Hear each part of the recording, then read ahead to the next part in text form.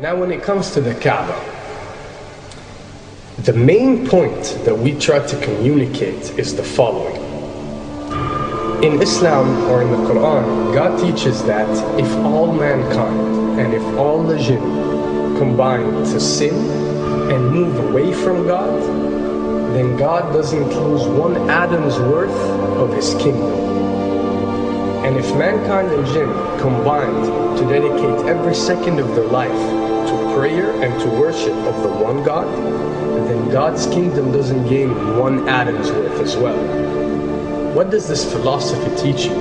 It teaches you that God is not in need of you, or your practices, or your worships, or your prayers.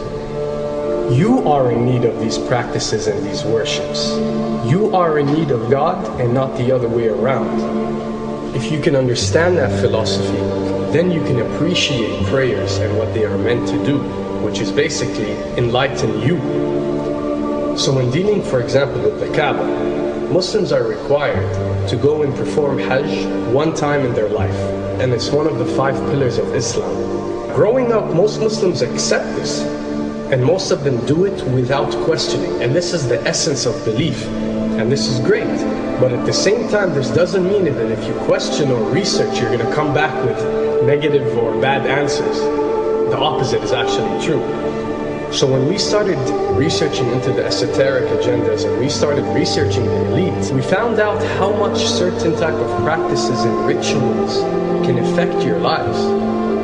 So when we went and placed this on Islam, we developed an even deeper respect for this religion and a far deeper respect for God and the creator of us. So when you go to the Kaaba and you circle around it 7 times, the essence of this worship is not that you are worshipping a stone, or that you are worshipping a house, or that you are worshipping a Kaaba. The Kaaba is merely the focal point or the centerpiece that all Muslims have to unite and focus their energy and prayers towards in a practice that is actually worshipping God.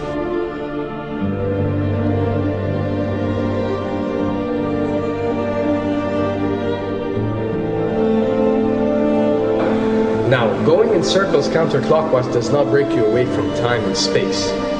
But the fact that the energy of the Kaaba is the strongest energy on earth and it flows counterclockwise, by you flowing in correlation with this energy, you are uplifting yourself.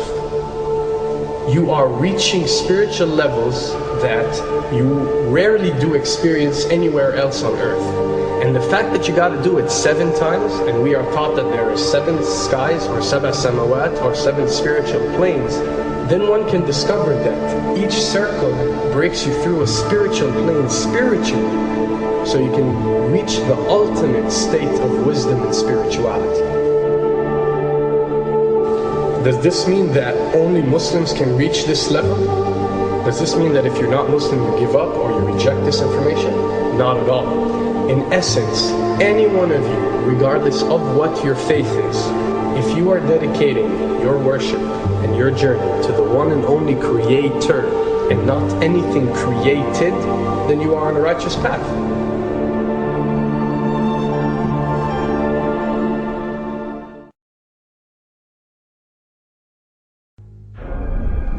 To begin with, the significance of 911.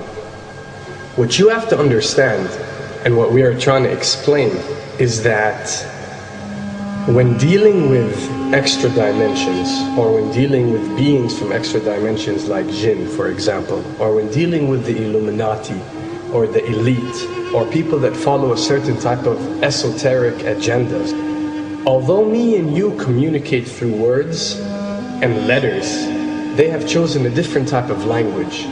And this is a cross-boundary type of language. This is a language that goes across the boundaries, understood by all.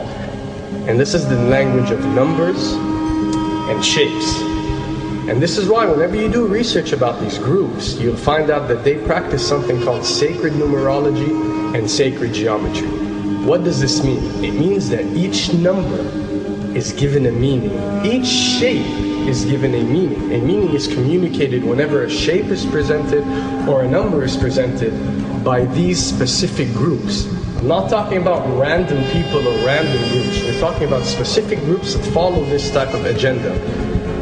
When numbers are used, it signifies a certain type of meaning. When shapes are used, the same is followed. So, in their definition, in a numerological sense, 10 is the Alpha and the Omega, or the God. 11 is a step above God. 101 is a step above God. 911 or 911 is the skipping of God. It is the ultimate challenge. It is going from number 9, which has a specific meaning, to number 11 without going through 10. It's skipping God. So it's no coincidence that this event that we call 911 today took place on 911. It is the ultimate challenge.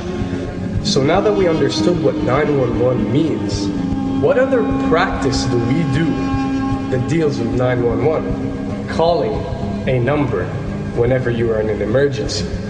Now, creating an institution that helps people whenever they are in need of help and whenever they are experiencing an emergency is fine. There's nothing against it. There's no religion, there's no logical person on earth that will tell you this is wrong. But when you understand how sinister that these elites are and the way they work on a level that's way beyond what you think.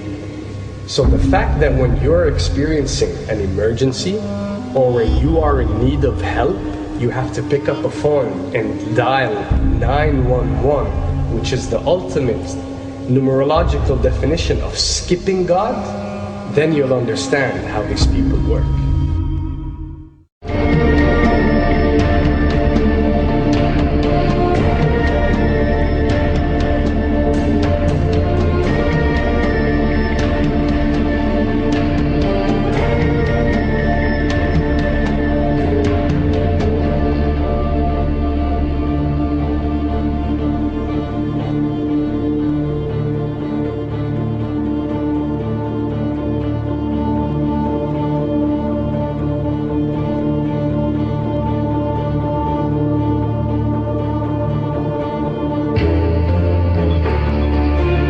And when dealing with rituals, you recognize that everything adds up. For something to be a ritual, everything has to be in place, everything has to be perfect.